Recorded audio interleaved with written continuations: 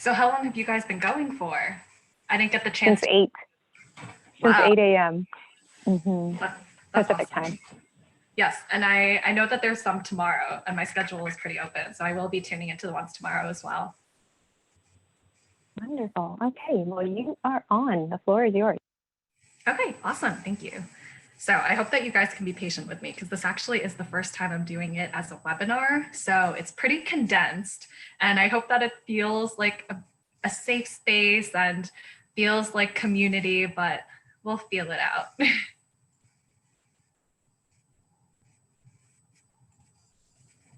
Okay. So you guys can see my screen now, right? Yes. Okay, cool. So, hello everyone. My name is Michelle Garcia Campo. I am an independent mental health education and training consultant based in the Boston area. And I am super, super new to the social entrepreneurship thing. My background is in social work and human services. So, I definitely have the passion and I love to be a presenter and facilitator and work with immigrant youth and families. But, this is actually my very first Entrepinay event ever. So I'm super excited to be part of this community and to get to learn from you guys because I've got the passion, but like the business skills are just not what I've been trained in. So I'm super excited to learn from everyone in this community. So basically my background is I had been working in human rights for quite some time. I was always working with Asian communities and with Filipino communities. And I ended up transitioning into the field of mental health, where I was delivering mental health education all across New York State. And it was a really awesome message that I was bringing all across the state. But I noticed that the messaging around mental health just really wasn't necessarily something that could connect with Asian Americans and immigrant parents. While there were some messages that would connect with me as an American-born person, I knew that it would help for my mental health, but bringing it back to my home and back to my parents or siblings, who of course are a huge part of my wellness, it's just simply not the same. So I started this project, Cultura Health and Wellness, to basically expand the conversation about mental health, to talk about cultural communities and recognize what are the healthy and unhealthy parts of our culture and see what we can do, what is within our control. So like I mentioned, I'm super, super new to this. So I have like zero online presence with the exception of my personal Instagram. So I'm building it up. And, I also kind of hope that this is what I get from the Entrepinay network, just some support in figuring out how to do this. So anyway, this is meant to be super interactive. This is my first time doing it on a webinar format. So I do encourage you guys to speak up, shout out, and make this feel as interactive and a safe space as much as possible. And I hope that I can shape that for you guys today. So the whole purpose of this Empowerment Through Wellness workshop is to give us the space to self-reflect. So as Filipino women, as Asian Americans, we don't really get the opportunity to talk about mental health in the context of our cultures. So we're going to explore what our cultural identities are, how that impacts our mental health, and what's within our control. Of course, that means that we're going to have to bust some mental health myths and some stigma because there is unfortunately way too much in our community. And we'll learn how to really hone in on those parts of our mental health or those parts of our cultures that are supportive of our mental health, and in that way break the stigma. And so ultimately, we hope to uplift the mental health in our own lives, but then also, of course, of the lives of everyone in our family and our communities. So I'm going to share with you guys just a little bit about my story, and I hope that that would encourage you to share a little bit about yourself and think about how your culture has influenced your mental health. So I am a second-gen Filipino American. I'm the first in my family born in the US. My mom was the first in my family to come to America. And like many other second-gen Filipinos, I had a lot of messaging growing up about the value of hard work and about the value of success. So of course, Education is very important. Hard work is very important. Discipline is very important. And I often was growing up with the messaging that, hard work is your priority. You can have fun later. And of course, that was really reinforced by my family immigrant narrative. The fact that my grandparents are farmers and they were able to send all of their kids to college, which was a huge achievement given their circumstances, that my mom left the country and she was able to come to America and give us this life.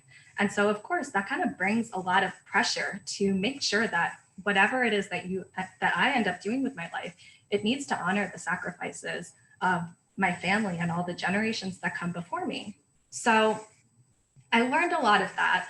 And of course, those are things that are so important and core values to the Filipino experience and the shaping of my character as a person. But of course, there were some negative consequences to that I started to figure out over time. So of course, it's very hard to talk about mental health. So I do love memes to kind of break the ice around the conversation. So, self-care, what is that? That's definitely not something I had a priority for. I was definitely super book smart and, focused on getting internships in college. Definitely was not thinking about self-care. Wasn't even in my vocabulary. Definitely felt like it was something that I needed to make a choice of. Having good grades, a career, making my family proud versus taking care of my social and emotional well-being. And of course, I'm sure a lot of you guys also resonate with this, that it's just not really comfortable. We're not really taught to be open and honest about our emotions. And we'll get a little bit more into this later, but we have the idea of the strong silent type, that our strength and our discipline kind of comes from bottling our emotions. And while that may seem like we are not in pain, we know that of course that bubbles up. So fast forward to me in college and my early career, things seemed to be going really great. I actually was offered my dream job right out of college. I was working in human rights. I was traveling in Southeast Asia and the Middle East. And I was perceived as just very successful on paper. So I knew that, when I was looking at my resume and looking at just like the things I had accomplished, even 1 year out of college, I knew that I was so fortunate. And then I even noticed that sometimes when I was with my families at family gatherings, sometimes some cousins or, the titos and titas would say, oh my gosh, look at what Michelle is doing, be more like her. And I remembered when I was younger, hearing that kind of comparison and feeling so low about myself because I didn't know how to be that perfect. And I was like, wow, now I'm the person who's being held up on a pedestal. And I just really didn't like that cycle. So yeah, these things started to come up in my mind. But anyway, although I was doing really great on paper, the stress was just really getting to me because, of course, I was never prioritizing self-care. So, on the outside, I was staying strong, but on the inside, I was just falling apart. And of course, many of us resonate with the idea of saving face. And in the face of hardship, in the face of stress, we simply ignore the signs and we just try to move on and try not to bring more attention to ourselves or any negative attention to our families, which I think a lot of people really resonate with. So ultimately, I did suffer a really bad burnout and crisis. And while I was really young too, before the age of 25, I experienced a traumatic event at work.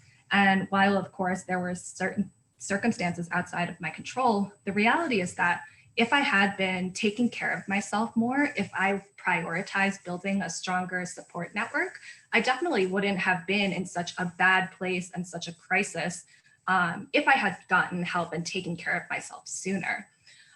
So I finally thought, okay, something's not right. I need to do something. But what I found was that when I was trying to tell my story, I either couldn't connect because when I was talking to folks in my family, in my community, they would just say, oh, you're fine. When I was your age, I had so many other problems that were so much worse. You'll be fine. And even when I was going, trying out therapy, the therapist that I was going to, they couldn't necessarily understand the situations that I was dealing with related to my culture. And so I just really found it really disappointing that even within my culture and within the more Western therapy circles, I just couldn't really find a place that was supportive. So I did end up transitioning into the mental health field. I was just super fortunate that I had a placement while I was in school in a mental health agency, and it was an incredibly supportive environment. And I learned all of those mental health messaging that I had wished that I had learned so many years ago when I was younger. And as I mentioned, I was doing this great programming of teaching young people about mental health all across the state.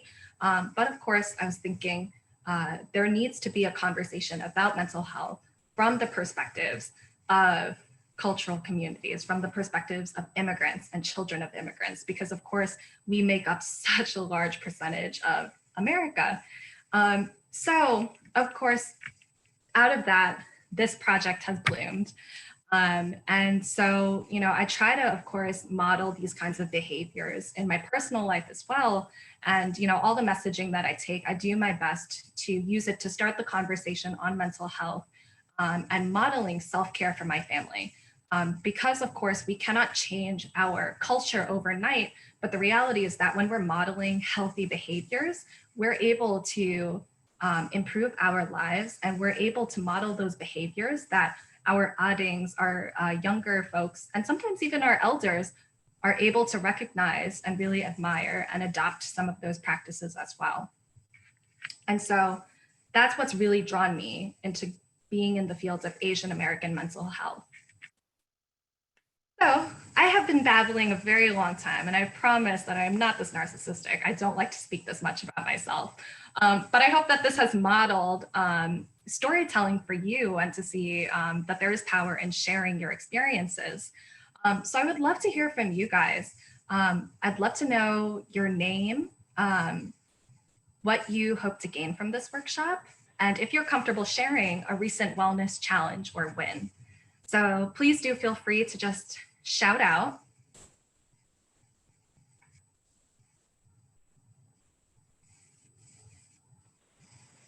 Michelle, this is Anna Marie. Hey, Anna. I just love all of this so much. I would not guess that this is your first ever webinar or presentation. It's just such a beautiful, beautiful images and just beautiful presentation, and just flows so well. This is, and I keep saying this at every webinar, I feel, but so much of what you're all presenting resonates with obviously why I'm, why entrepreneurship exists, but especially this part. I think that for me, where I am now, I feel I'm in a place where I can, think about what I've been through, and I resonate so much with a lot of what you shared, even though I am first gen. I experienced what it was like living in the Philippines, but I still got the same messages, and I saw the same, level of poverty, et cetera. And that constant feeling of just needing to be humble in a way that it's not humility, it's self-deprecating. So that's why I feel that, this platform is really important. In terms of wellness, I think for me, a huge part is healing my relationship with my mom and really being intentional about that. So I had an opportunity to travel to the Philippines with her in 2012 and spent a month with her to try to just understand where her, what her background is and where she's coming from, and just leave it at that and accept that. I'd say that was the biggest transformation for me, and that allowed me to move forward with my own my own purpose, my own desire, and not allow that generational trauma to rule my life. I was able to let go. That's amazing. Thank you so much for sharing. Yeah, there are so many buzzwords in what you just said. But yeah, it's awesome that you're being so intentional about healing the relationship with your mom. I think a lot of us, have that intergenerational hardships, conflicts, and it's really hard to heal. Those dynamics are hard to navigate for us given our culture too. So that's amazing that you're working on that. So thank you for sharing. Would anyone else like to share? Yeah, this is Lourdes again. I think for me, what I'm trying to gain from the workshop, um, I guess it was really helpful for me to know that collectively, the things that I'm feeling and thinking about, how our culture affects me is like, yeah, it's a collective feeling and and mentality that, and some people are struggling as well to, kind of like um connect that with with my values, because Mm-hmm. as we mature, we yeah, like we now have our own like values that kind of like sometimes it's not the same as the values of our parents. And I think Mm-hmm. for me, in relation to my business, I think one of the reason why I could not really focus on it 100% is because I'm so insecure about the financial side of it, because because I'm helping. I don't know if anyone, I think some people can relate that, helping our family back home financially, right? And Mm-hmm. so having a business, I mean, I don't want to ask my husband, and we've talked about this so many times. I don't want to ask my husband for money to send to family, so there's like the pride in me. But I guess also like learning how to draw, I don't know, like is it like a boundary or something like that, Mm-hmm. that Yeah, I healthy want to make time boundaries. for myself, and I want to make this business work, because if it does, and then kind of like a win-win. I get to still support them, but sometimes I just feel like I need a break, and for them to be okay, for me not to send money yet, like, and it's hard because you can't have that conversation. Yeah. Thank you for sharing, Lourdes. Yeah, it's crazy, right? That when it comes to our health, we're not only thinking about ourselves, we have to think of the collective. And as Filipinos, our collectives are quite large. It's not just ourselves, our family, but a lot of times we're supporting folks back home. Um, and yeah, our values sometimes kind of clash where, you mentioned that um, you want to do your best to support your family, and sometimes it feels like our sense of duty is kind of being um, is maybe misaligned, or it's hard to find where our duty lies. But yeah, awesome, definitely resonate. Thank you, Lourdes. Would anyone else like to share? We could probably do one more. No? Okay, so thank you guys for sharing. We'll move on. So that's what we're going to explore today. What is the relationship between culture and health? So ultimately, culture impacts everything about us. And because of that, it impacts our health. And so the way that that happens is that it influences how we think. So, based on your culture, based on what you've learned from your community, what do you believe are the sources of mental health challenges? Is it, because of stress? Is it because of fate or karma? Is it punishment for your sins? Um, Culture impacts how we behave, so how we deal with distress and mental health challenges. Do we deal by talking, or by staying silently strong, or by praying? And culture also influences how we prefer to get support or healthcare. So, of course, in America, it may be that the norm is that you may just simply want to go to therapy for mental health support. But in reality, maybe that's something you're not comfortable with. Do you prefer perhaps to go to someone inside or outside of your community for help? Do you prefer to go to someone who is your age, an elder, a religious leader? These are all things that our culture ends up impacting about the way that we think, behave, and the choices that we ultimately make that impact our mental health. So I do have this worksheet here. I hope that you guys can see it, but we don't have to spend too much time on it. You can just jot down some notes. I'll give you like 2 minutes to think about it. But yeah, think about the culture that you identify with. So of course that could be Filipino, you know, Filipino American, whatever it is that you identify with. And then think about, based on that group, how does that influence in relation to mental health, how you think, how you behave, and how you prefer to receive support. So in the top area, you can kind of jot down ideas for what the collective typically thinks of. And then on the bottom half, you can write down if there's any dissonance. So if for example, folks in your culture may not think that children can have mental health challenges, but maybe you don't agree, you can write a note there. So I'll give you like, guys, maybe, let's see, I'll give you guys a minute, and whoever is ready to share, just shout out. We could probably have like 2 folks share. I love lo-fi music, so I will be playing some lo-fi music to help get the ideas flowing.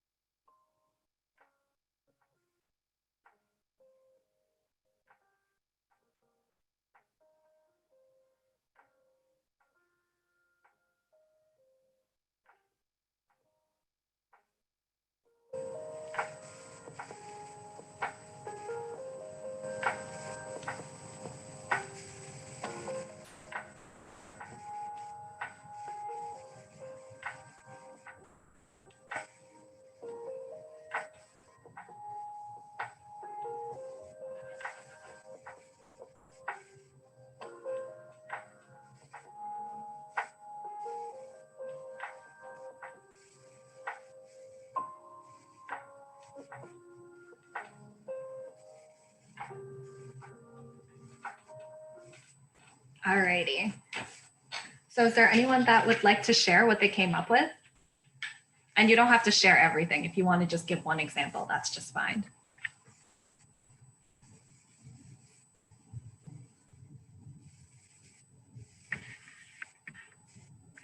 Okay, so I can get us started.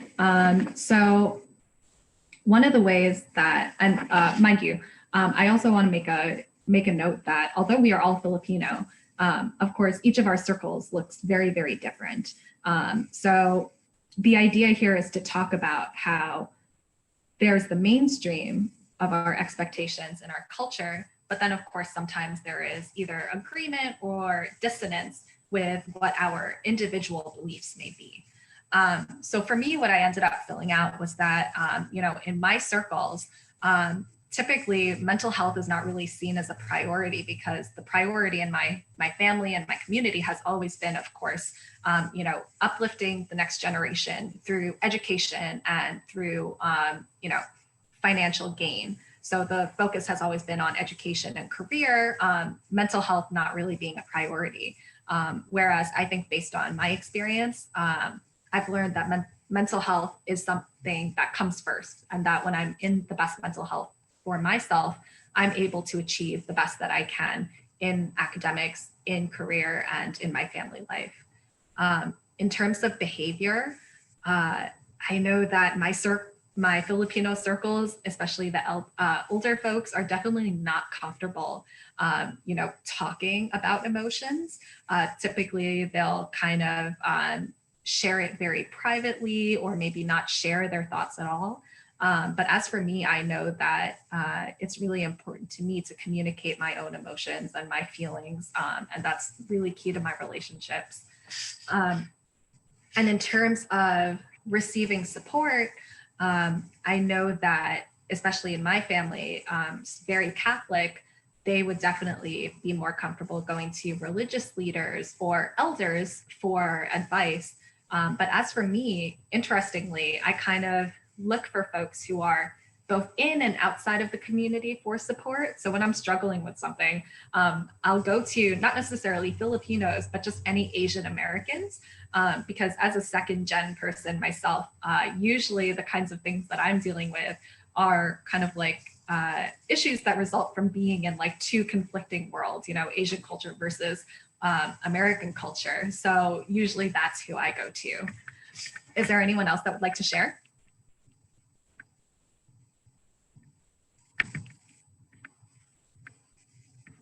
Okay, and I apologize if I'm super delayed in checking on the chat.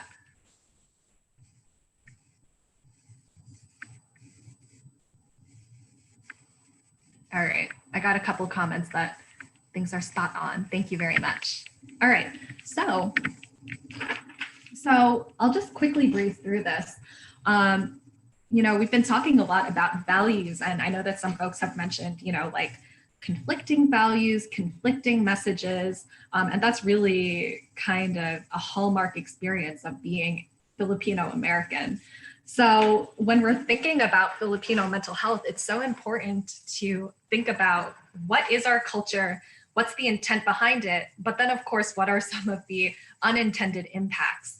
So when we're talking about Filipino values, of course, the top ones that come up are hard work, achievement, and reputation. That just comes with us being so family oriented, us having an immigrant narrative. So of course, out of those values, our intent is to uplift the individual and the family. But then sometimes what happens is the messaging that comes from those values ends up giving us really low priority of our self-care, because we're so focused on achieving in academics and financially.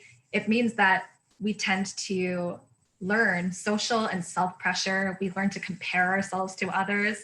I'm sure that everyone has some traumatic memories of us being at a Filipino party where all of a sudden someone is bragging about other cousins or aunties and uncles. And it's just really hard to deal with living in the shadows of others.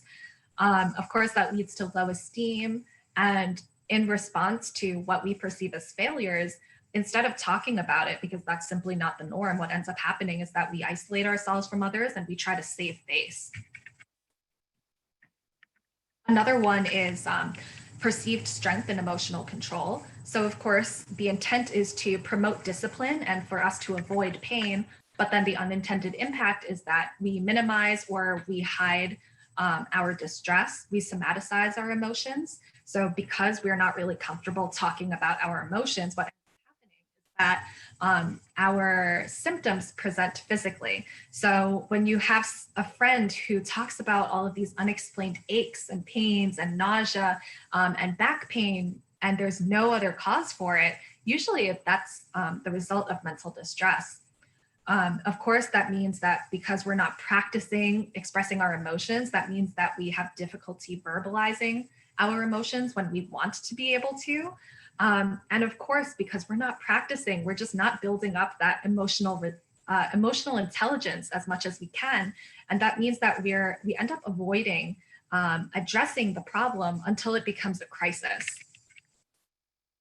But regardless of all of that, our stress is very real. And frankly, we all know that, but how much do we really acknowledge it? So, of course, we're all familiar with immigration stress. Our families and ourselves, we don't move halfway across the world unless there's significant distress. And sometimes there's even trauma for us who that causes our migration or happens during migration. Of course, with immigration comes separation from our loved ones, loss of familiarity, stability. There's challenges once you're here in acculturating, dealing with discrimination. And of course, because of that and because of the hardships that have come for generations before us, whether it's poverty, whether it's relationship hardship, we've learned the survival mentality. And then, of course, it doesn't stop with immigrants. It continues on to our children as well. So I mentioned a lot of this as a second gen. There's a lot of struggle in living between two or even more cultures. You're too Asian for American spaces and you're too American and Filipino spaces. So you don't know where you belong or who is your people. And a lot of times you're receiving conflicting messages at home versus at school or at work. So a really common example is we're taught to respect authority. But then when we're going into school, going into work, what that means is that a lot of Asian Americans, a lot of Filipinos aren't speaking up at meetings. They're not asking questions. And of course, especially for younger people, there's so much conflict with parents in isolation and disconnect from friends. So second gen children, they often express a lot of conflict with parents and then, of course, spending less time with friends because of the low priority of self-care activities such as playing. And although a lot of us that are children of immigrants, we haven't really experienced necessarily the poverty of the Philippines or a lot of hardships to the degree that our parents have experienced, but that survival mentality still exists. So that constant state of, anxiety and the need to control, those things kind of remain generationally. And the reality is that our pain is real. So these are stats that are really, really daunting, but I promise we get to a much better place.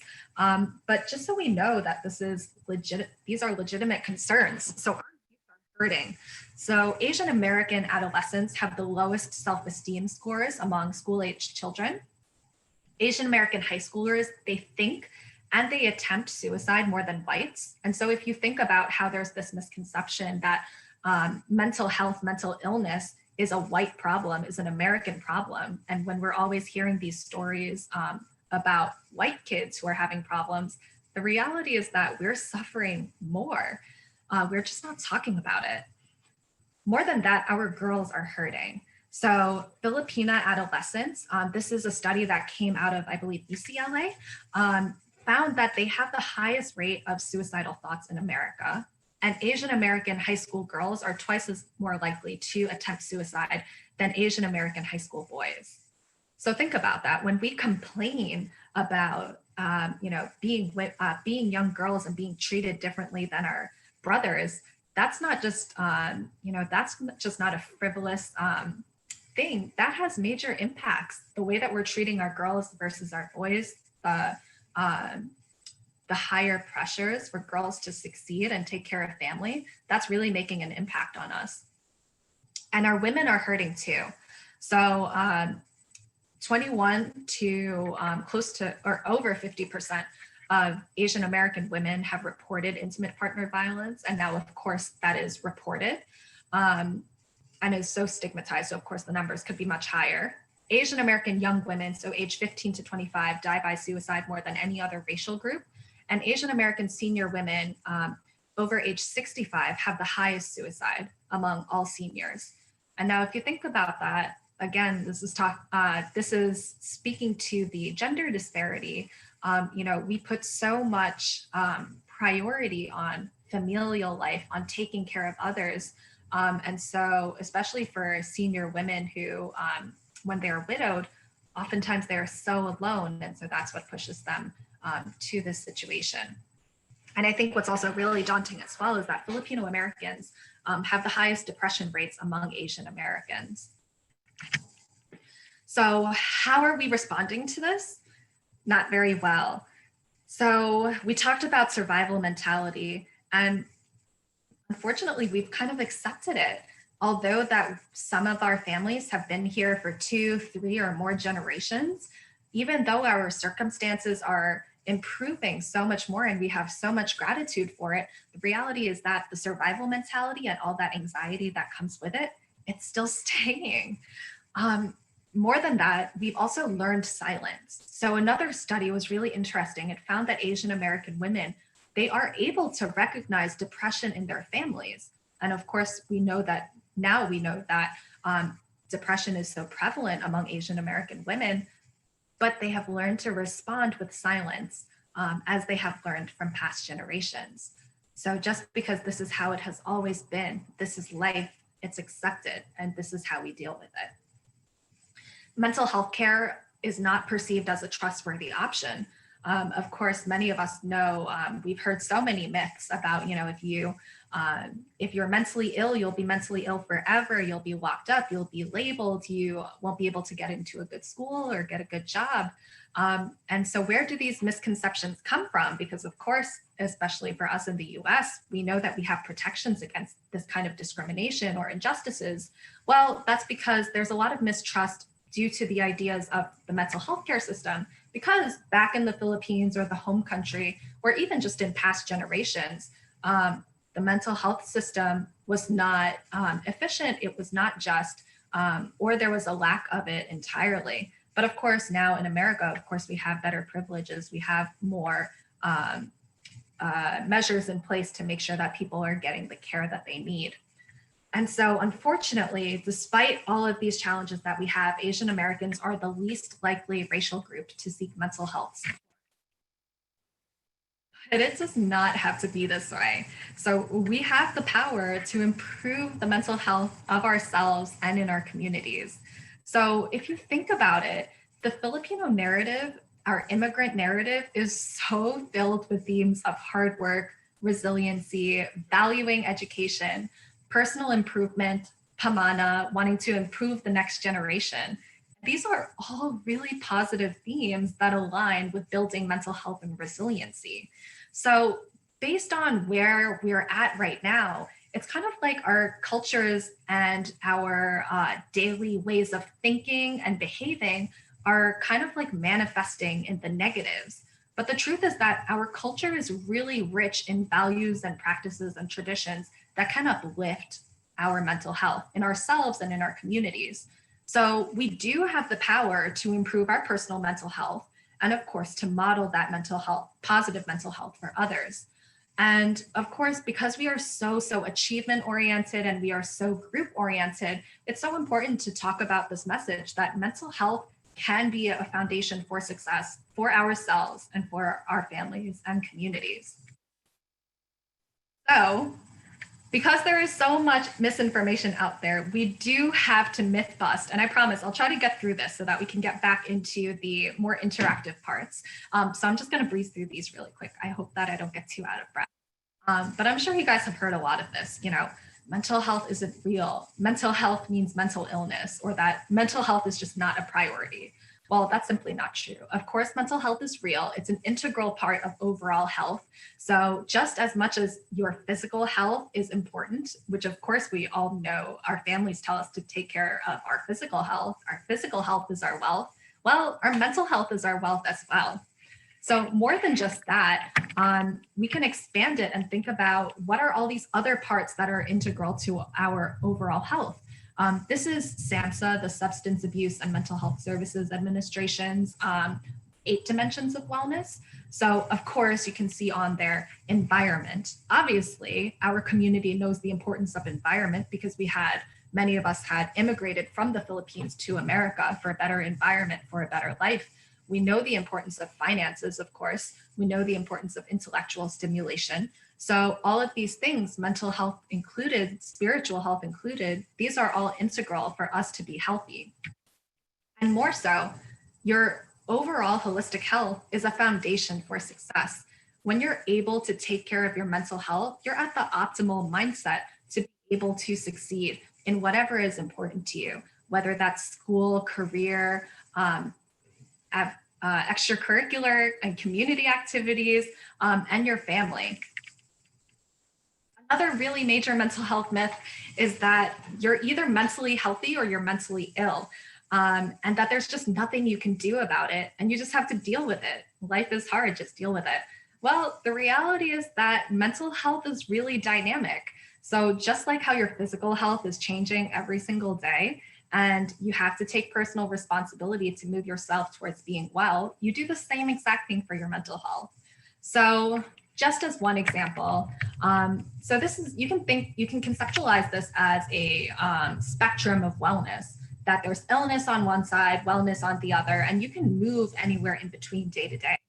So just think about where you fall on here just today, based on whatever stresses you may have encountered, or based on whatever good things happened to you today. And think about where you may fall on this, maybe this time last week, and then this time last year. It's always going to be changing. And the good thing is that you have the power to move yourself towards wellness no matter where you're at. So just as an example, let's say that you're working on a big presentation, and this is where you're feeling in terms of your level of stress or anxiety for the day.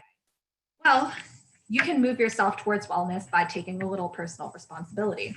So I will put aside some time to make sure I prep for my presentation and do the best that I can. And I will take care of my physical health too. So I know that if I drink too much coffee, I'll be way too jittery. I know that if I am in an environment that's going to give me too much stress, like maybe a busy coffee shop, that's not going to be the best place to work. So I make sure that I'm working at home.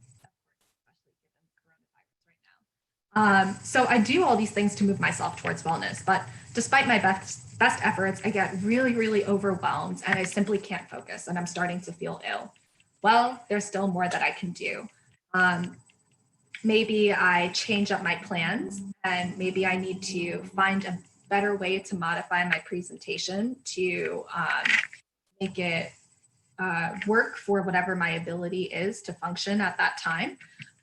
Maybe based on the obligation that you have, maybe you're able to work with your employer or your client and work something out. If it's not really essential to do right now, can I get back to you in a week and I can give you an even better product when I'm in a better mindset? So no matter where you're at, you can always move yourself towards wellness. And this is another quick activity. You can feel free to take a screenshot, or I can always share this with you via email. We won't do it right now, but we can always take personal responsibility by practicing self-awareness, prevention, and self-care. So if we're aware of what our stressors are, then we can be mindful to avoid them. When you can also be mindful of how you can prevent yourself from becoming overwhelmed. And then, of course, inevitably, if you do become overwhelmed because life happens, having a plan to self-care. So back to our cultural piece. So our culture is a source of strength and resilience. So I really want to get you guys talking about what have you learned from your culture, community, or family that supports your mental health. We talked about a lot of the hardships, but of course we also explored that there's a lot in our culture that can be really supportive of our mental health. So I listed a couple of categories here, whether it is a value, a tradition, a saying, a prayer, maybe it's your family narrative.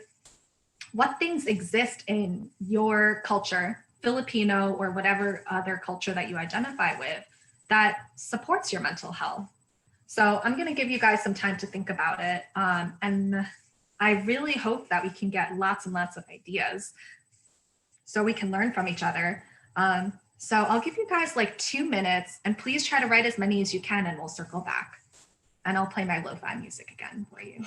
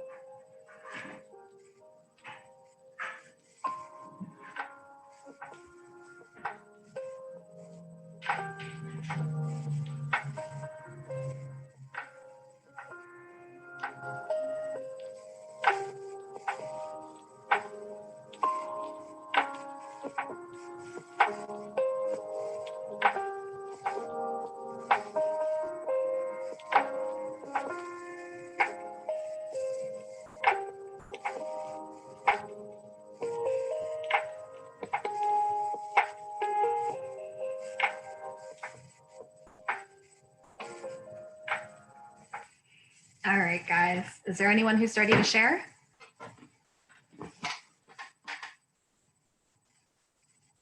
I can get us started. So, of course, I had mentioned a lot of these already, but so, of course, because my family is so success oriented, I really frame my ability to take care of my mental health as a success. I really love the concept of pamana, of being able to make life better, of being able to give something to the next generation. And so with the immigrant narrative of my family, I often like to think of, my family has come to America to make life financially and economically better for me. And because they've always been in survival mindset, I think that they haven't really had the time, the education, the opportunity to think about how we move our family from surviving to thriving. So I know that my education and my ability to think about these things is a privilege in itself. So I think that, me taking care of my mental health and being able to teach that to my family now and to be able to teach that to my future family is a great gift to be able to share with them. And another thing is, I had grown up religious. My family was deeply Catholic. And there is, in fact, one prayer that still resonates with me to this day. That's the Serenity Prayer, which you may be familiar with, which goes, grant me the serenity to accept the things I cannot change, the courage to change the things that I can, and the wisdom to know the difference. And so, of course, that is a prayer that talks about acceptance and personal responsibility to be able to take charge of things when they are in your control. So I think that those are things that I resonate with and my family resonates with that definitely supports our mental health. Would anyone else like to share? Hello? Yeah. Can I be heard? Yes, we can hear Hi, you. Go ahead. This is Maria. I'm not on video, but I'll just do audio. But I think relating to like your prayer, I'm not super religious myself, but I was raised in, the super devoted Catholic Church. Mm-hmm.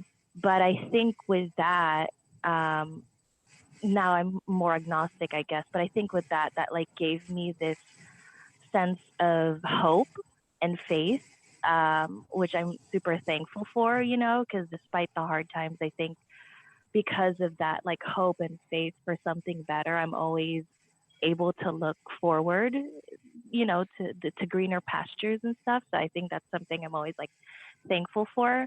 And also because like, a lot of things, being Filipino, a lot of things are rooted in the Catholic Church. Mm-hmm. I think being grateful is also like a big like trait that or belief that my family has put onto me, which is like always be grateful, because it does, derive from the survival mentality, but just always being grateful of what you have and what is around you.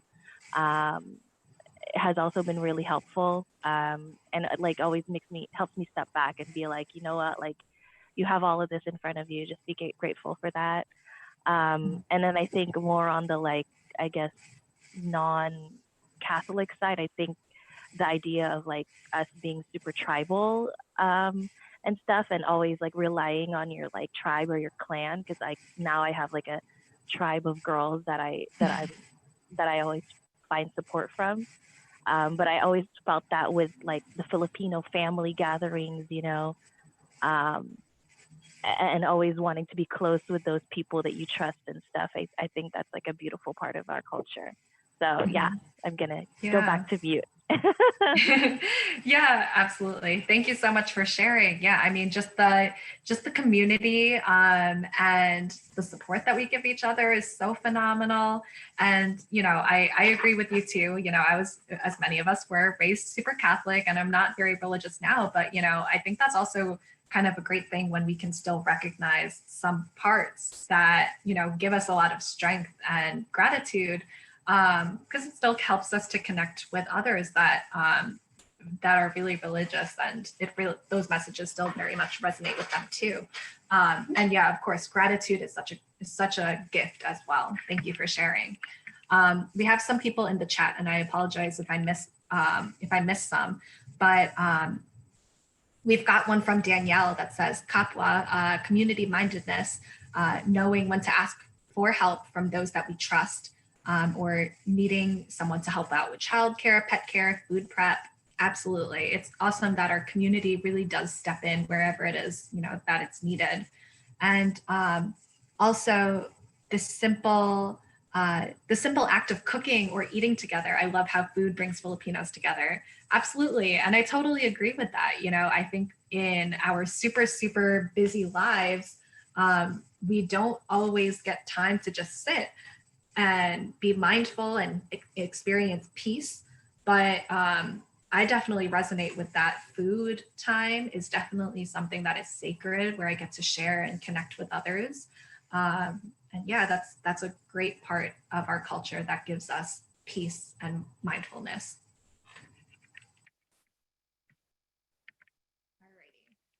We're not really going to be able to get through all of these, but I'll probably give this a minute if anyone knows, has a couple of talking points that they would like to shout out. So, you know, obviously it's hard to talk about mental health with our communities, but sometimes many times we have to self-advocate for ourselves and also for others. Sometimes we need to be able to start the conversation so we can support a loved one who is experiencing hardship. And that's whether they know that they need a little bit of help right now, whether they're acknowledging that, or if they're not really prioritizing their self-care and they need a little bit of a push to be able to prioritize their health. So again, we've been talking about values and finding common ground. So, you know, let that sit for a moment and think about what you can do. Think about the values and how you can whip that into conversation to make sure that you're conveying care and conveying common ground so that you can get a person to help, or you can take care of your health. I'll just share my quick example. So when I'm really stressed and overwhelmed, sometimes I need to tell a family member, you know, I know that you're always looking out for me and you're asking how am I doing with money and things like that. But, you know, the truth is that what I really need right now is just someone to talk to, because if I have someone who can help me, support me with my mental health, you know, that's just something that would help me the most. That's the most important right now. And in terms of being able to support a loved one, I think especially for parents too, you know, parents are also, of course, thinking about money and education and the essentials. But sometimes I even tell my family members, you know, the best thing that you can do for me right now is to take care of yourself. And if you take care of yourself, that means you're taking care of me. Because of course, especially family members, especially parents, they're always thinking about others. Alrighty. Okay, so just some final thoughts, and then I'll share my survey link. So takeaways here are that you can always take control of your mental health. That mental health is an integral part of overall health and success. That we do need to take personal responsibility to be self-aware, to self-care and self-advocate, and that you're not in this alone, that you should always be prepared to support your loved ones too. And of course, I hope that you recognize that you do have power to break this cycle of stigma and suffering and silence. You know, like I said before, the actions that you take, you'll be surprised how much that the folks around you recognize the healthy behaviors that you have, and they appreciate that you're role modeling them. And slowly but surely, other people around you, especially others, they start to take on those behaviors too. So you can absolutely have a positive mental health impact in the lives of those around you. So, maraming salamat. Thank you so much for listening to me. So, pretty please complete the evaluation. So the URL is right here. You can do TinyCC here. I'll put it into the chat. But this is super important to me because I am collecting demographic data and of course general feedback about how to make this a better experience for everyone. So I really do appreciate if you can take the time and fill this in.